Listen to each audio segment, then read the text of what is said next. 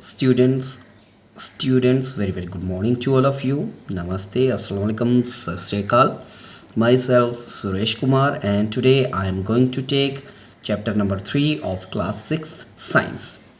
The name of the chapter is Fiber to Fabrics, and we have already done its one part. Today we are going to take its questions and answers. तो चलिए शुरू कर देते हैं आज के अपने topic fibre to fabrics. Question number 1. Question number 1 says, classify the following fibers as natural or synthetic. नीचे आपको दी गई है फाइबर्स, अलग अलग फाइबर्स हैं, उनमें से आपको नेचुरल फाइबर्स को अलग करना है और सिंथेटिक फाइबर्स को अलग करना है. वैसे आपको पता ही होगा नेचुरल फाइबर्स जो होती हैं वो तो हमको प्लांट्स या फिर एनिमल से मिलती है, जबकि सिंथेटिक फाइबर्स जो होती हैं वो मैन मेड होती हैं, आर्टिफिशियल होती हैं, उनको लैब में तैयार किया जाता है. इतना तो आपको पता ही है. उसके बाद में आपको क्या करना है, नेचुरल को अलग कर लो और सिंथेटिक को अलग कर लो. देखिए क्या क्या रखा हुआ है. नायलन है, वूल है, कॉटन है, सिल्क है, पॉलिएस्टर है और जूट है. इनमें से अगर मैं देखूं तो वूल, कॉटन, सिल्क और जूट ये जो हैं नेचुरल फाइबर्स हैं, क्योंकि वूल जो है एनिमल से मिलती है, कॉटन जो है प्लांट से मिलती है, सिल्क जो है एनिमल से मिलती है और जूट जो है वो प्लांट से मिलती है. तो प्लांट और एनिमल से जो भी आपको फाइबर मिलेगी वो नेचुरल होती है. तो इसलिए मैंने क्या लिखा है, wool, cotton, silk, jute are natural fibres. ये नेचुरल फाइबर्स में आती हैं. दूसरी तरफ नायलन और पॉलिएस्टर ये जो फाइबर्स हैं these are artificial, man made, synthetic fibres हैं. तो nylon and polyesters are synthetic और मैन मेड फाइबर्स. ठीक है, चलते हैं इसी के क्वेश्चन नंबर 2 की तरफ. देखो क्वेश्चन नंबर 2 क्या कहता है. Question number 2 says state whether the following statements are true और फॉल्स. आपको कुछ स्टेटमेंट्स दे के रखी हुई हैं, आपको सिर्फ इतना बताना है कि क्या वो स्टेटमेंट, क्या वो कही गई बात सही है कि गलत है. तो देखो इसकी पहली स्टेटमेंट क्या कहती है, yarn is made from fibres. Yarn is made from fibres. तो ये जो यार्न जो होता है, जिसको हम थ्रेड भी कहते हैं, धागा भी कहते हैं, वो फाइबर्स से बना हुआ होता है. तो ये सही है. सो आई हैव रिटन ट्रू. ठीक है, क्योंकि धागा जो होता है वो फाइबर से ही बना हुआ होता है. उसके बाद में इसका दूसरा पार्ट है, spinning is a process of making fibres. Spinning के साथ में हम फाइबर्स को बनाते हैं. तो ये स्टेटमेंट गलत है. क्यों है ये गलत, क्योंकि स्पिनिंग जो होती है उससे फाइबर्स नहीं बनती, बल्कि फाइबर्स तो हम या तो प्लांट से हासिल करते हैं या फिर एनिमल्स से हासिल करते हैं या फिर उनको आर्टिफिशियली बनाते हैं. तो हम स्पिनिंग से नहीं इसको तैयार करते. स्पिनिंग तो वो प्रोसेस होती है जिसमें हम फाइबर्स को ट्विस्ट करके, ठीक है, उसकी ट्विस्टिंग करके या स्पिनिंग करके हम उस फाइबर को धागे में तब्दील करते हैं. तो स्पिनिंग से धागा बनता है, ना कि फाइबर बनता है. चलते हैं इसी के थर्ड पार्ट की तरफ. थर्ड पार्ट क्या कहता है, jute is outer covering of coconut. क्या ये जो जूट है ये कोकोनट की आउटिंग कवरिंग होती है. तो ये स्टेटमेंट फॉल्स है. जूट जो है वो आउटर कवरिंग ऑफ कोकोनट नहीं, बल्कि जूट जो है this is bark of jute plant. Jute plant की ये बार्क होती है, उसके स्टेम की ये छिलका होता है, बाहर का छिलका होता है, उसका बार्क होता है. ठीक है, तो ये कोकोनट की कवरिंग नहीं है. तो ये गलत है, इसीलिए स्टेटमेंट को मैंने लिखा है फॉल्स. डी पार्ट में क्या है, the process of removing seeds from cotton is called ginning. तो ये प्रोसेस जो गिनिंग है इसमें हम कॉटन में से उसके बीज को ही निकालते हैं बाय कॉम्बिंग. तो वैसा ही यहाँ पर स्टेटमेंट में भी देख के रखा हुआ है. तो दिस स्टेटमेंट इज़ ट्रू. ये स्टेटमेंट ट्रू है. ई पार्ट पे चलते हैं. Weaving of yarn makes a piece of fabric. कहता है कि यार्न को अगर हम वीव करते हैं तो हमें फैब्रिक मिलती है. ठीक है, पीस ऑफ फैब्रिक हमारे पास में तैयार होके निकलता है. तो ये स्टेटमेंट भी ट्रू है. धागे को जब हम वीव करते हैं, यार्न को जब हम वीव करते हैं तो उससे फैब्रिक मतलब कपड़ा बनता है. तो वही वही होता है, कपड़ा ही तो बनता है, फैब्रिक ही तो बनती है, फैब्रिक को ही हम कपड़ा कहते हैं या कपड़े को ही हम फैब्रिक कहते हैं, ठीक है। और ये तब हमको मिलती है जब हम यार्न को या थ्रेड को वीव करते हैं। तो this statement is true. F part पे चलते हैं। एफ पार्ट में क्या लिखा है, silk fibre is obtained from the stem of A plant. तो आप ही बताओ, ये जो सिल्क होती है क्या हमको प्लांट के स्टेम से मिलती है? नहीं ना, ये प्लांट के स्टेम से नहीं मिलती। जब इसके लिए तो हमको किसको, सिल्कवॉर्म को पालना पड़ता है, सिल्कवॉर्म को रियर करना पड़ता है।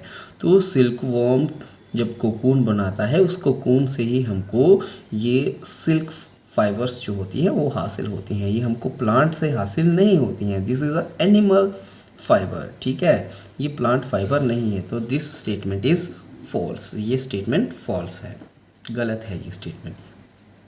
जी पार्ट पे चलते हैं। जी पार्ट पे क्या लिखा है, polyester is a natural fibre.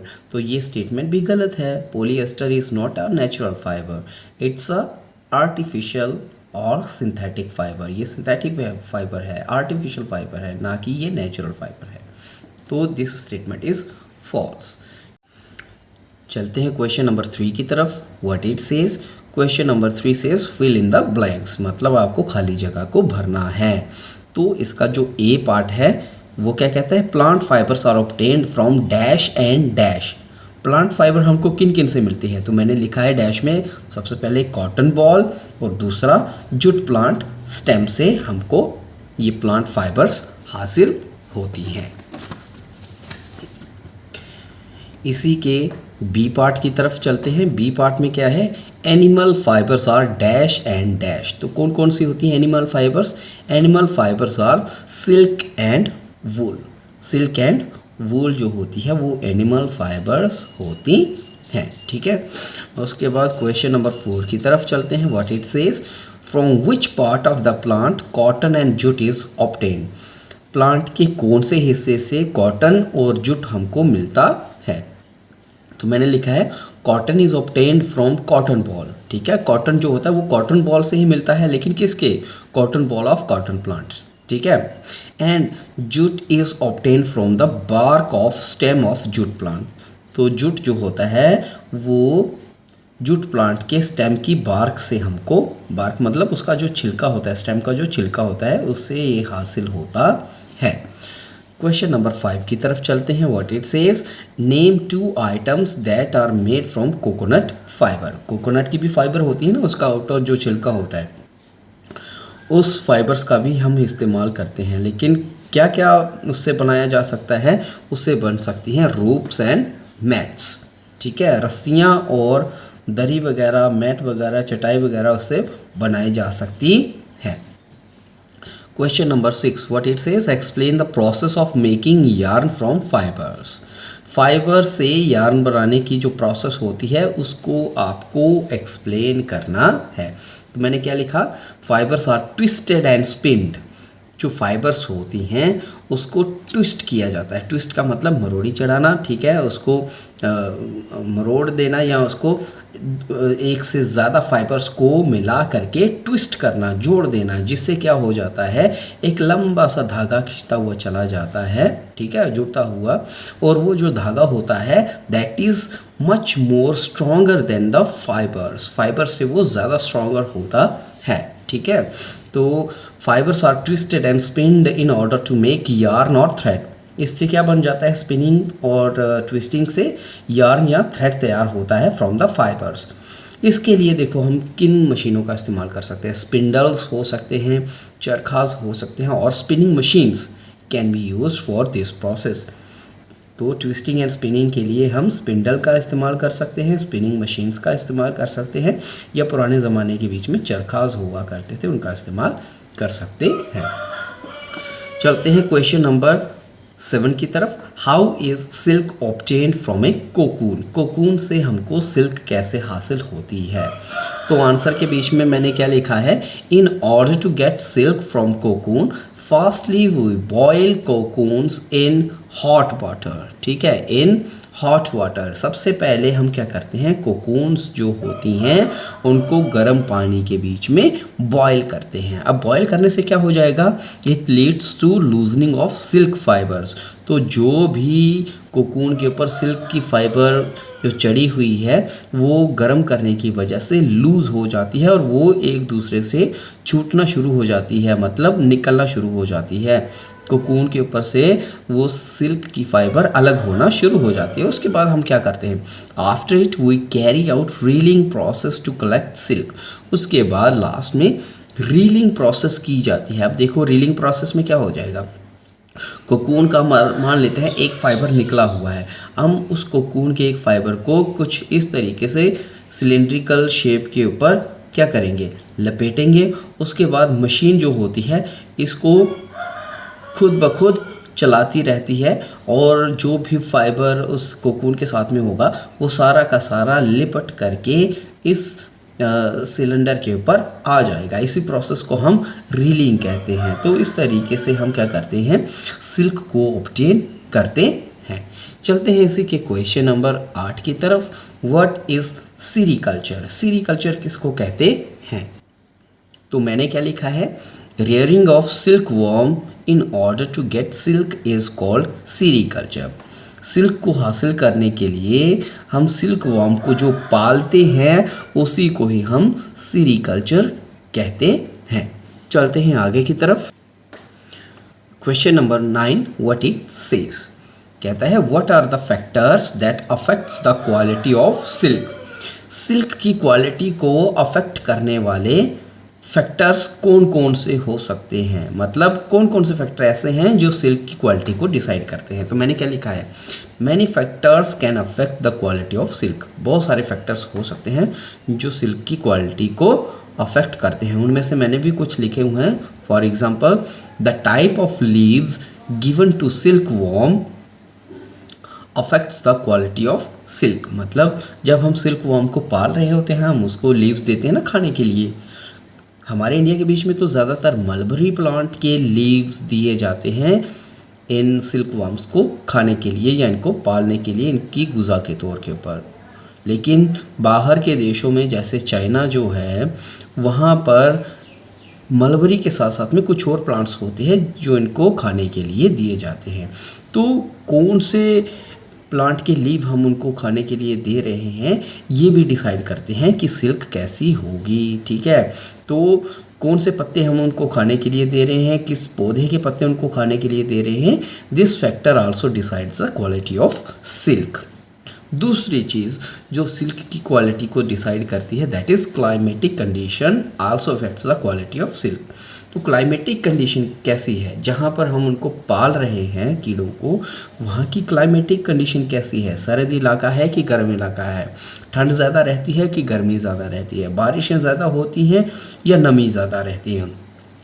ये सारे के सारे फैक्टर जो होते हैं सिल्क की क्वालिटी को अफेक्ट करते हैं। इसीलिए चाइना की जो सिल्क है वो अच्छी मानी जाती है, क्योंकि चाइना के कुछ इलाके जो है जैसे तिब्बत हो गया वहाँ पर बहुत ठंडे इलाके हैं, ठीक है। तो वहाँ की सिल्क कुछ और टाइप की होगी और वहाँ पर जो सिल्क वॉर्म को खाने के लिए दिए जाते हैं पत्ते वो कुछ और टाइप के हैं, कुछ और टाइप के हैं वो, ठीक है। किसी और टाइप के पत्ते हैं जो उनको खाने के लिए दिए जाते हैं, वो मलबरी प्लांट्स के नहीं होते हैं।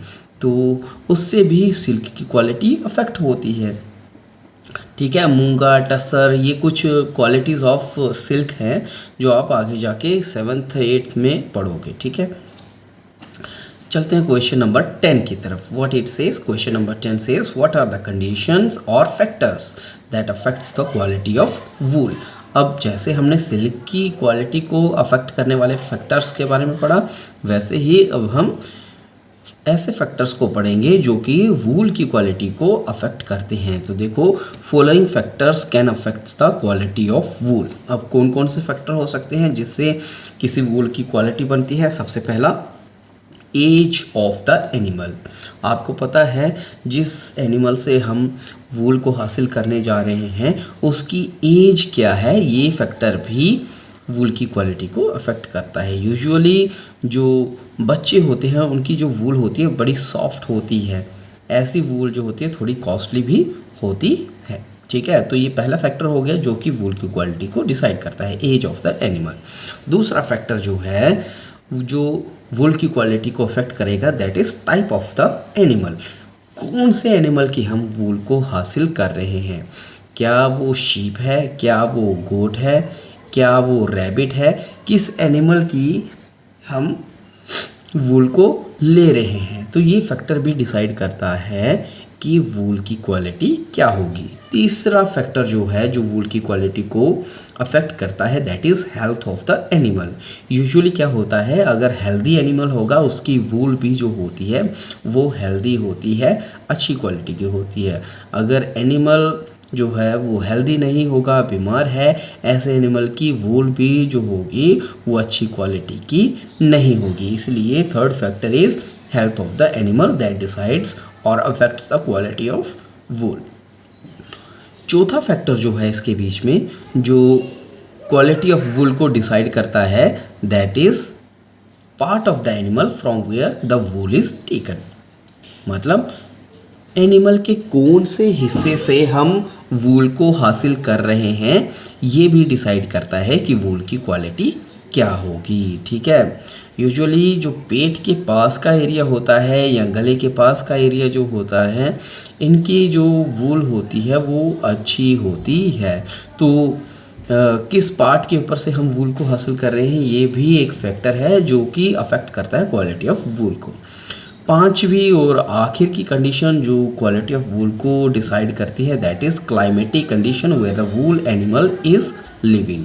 मतलब एनिमल जो है जो जिससे हम वूल को हासिल कर रहे हैं वो किस तरह के क्लाइमेटिक कंडीशन में या किस तरीके के क्लाइमेटिक कंडीशन में वो रह रहा है। क्या वो बहुत ठंडे इलाके में रह रहा है, क्या वो बर्फीले इलाके में रह रहा है, क्या वो गर्म इलाके में रह रहा है। तो ये फैक्टर्स भी जो होते हैं वो क्वालिटी ऑफ वूल को डिसाइड करते हैं। यूजुअली जो अच्छी क्वालिटी की वूल मानी जाती है वो होती है ऐसे एनिमल से हासिल की हुई जो बर्फीले इलाकों के बीच में रहती है, जैसे कि तिब्बतन गोट की जो वूल होती है वो बहुत अच्छी मानी जाती है। आगे चलते हैं क्वेश्चन नंबर 11 की तरफ। Question number 11 what it says, what is fleece. Fleece किसको कहते हैं? तो होता क्या है कि जो भी वूल एनिमल होते हैं उनके ऊपर कुदरती तौर के ऊपर एक प्रोटेक्टिव कवरिंग दे के रखी हुई है कुदरत ने, और वो प्रोटेक्टिव कवरिंग इसलिए दे के रखी हुई है ताकि वो कवर जो है इन एनिमल्स को सर्दी या गर्मी से बचा के रखे। और वो कवर है किसका? बालों का। ठीक है, और उसी बालों वाले कवर को ही हम फ्लीस कहते हैं। Fleece is protective covering of hair on the body of wool animals. It is fleece from where we get wool. और ये फ्लीस ही है जहाँ से हम वूल को हासिल करते हैं। क्वेश्चन नंबर 12 की तरफ चलते हैं। Question number 12 is what it says, leaves of which plant are generally given to silkworm in India। हमारे इंडिया के बीच में सिल्क वॉर्म जो हम पालते हैं सीरीकल्चर के अंडर, तो उस सिल्क वॉर्म को जनरली हम किस प्लांट के पत्ते जो हैं खाने के लिए देते हैं? तो आंसर में मैंने लिखा है mulberry plant leaves are generally given to silkworms in India. India के बीच में ज़्यादातर हम मलबरी प्लांट्स के लीव्स को देते हैं खाने के लिए सिल्क वॉर्म्स को। तो अब जैसा कि मैंने आपको बताया कि जिस तरीके के हम उनको लीव्स खिलाएंगे, जिस तरह के पत्ते हम उनको खिलाएंगे, जिस तरह के पौधे को हम चुनते हैं उनको फीड करने के लिए, उसी तरीके की क्वालिटी ऑफ सिल्क भी हमको हासिल होती है। क्वेश्चन नंबर 13 की तरफ चलते हैं। What is scientific name of mulberry plant. Mulberry plant जिसके पत्ते हम इंडिया के बीच में इन कीड़ों को खाने के लिए देते हैं, सिल्क वॉर्म्स को खाने के लिए देते हैं, उस प्लांट का साइंटिफिक नेम क्या है? तो उसका नाम है मोरस एल्बा। क्या है उसका नाम? मोरस एल्बा है। ठीक है, मोरस एल्बा कहते हैं उसको साइंटिफिकली। क्वेश्चन नंबर 14 भी कर ही लेते हैं। व्हाट इट सेज, हम लिखेंगे विच कंट्री, ठीक है, which country is the highest producer of silk. Silk की हाईएस्ट प्रोड्यूसर है वो कौन सी कंट्री है? तो आंसर में लिखेंगे हम चाइना। क्या है वो? चाइना वो कंट्री है जो कि सबसे ज़्यादा सिल्क को प्रोड्यूस करती है। तो प्यारे बच्चों, आज chapter number 3 of class 6 science is completed. ठीक है, वो कंप्लीट होता है। कल हम फिर हाजिर हो जाएंगे किसी नए टॉपिक को लेकर के। तब तक के लिए शुक्रिया। उम्मीद है आपको ये चैप्टर समझ में आया होगा। Thank you.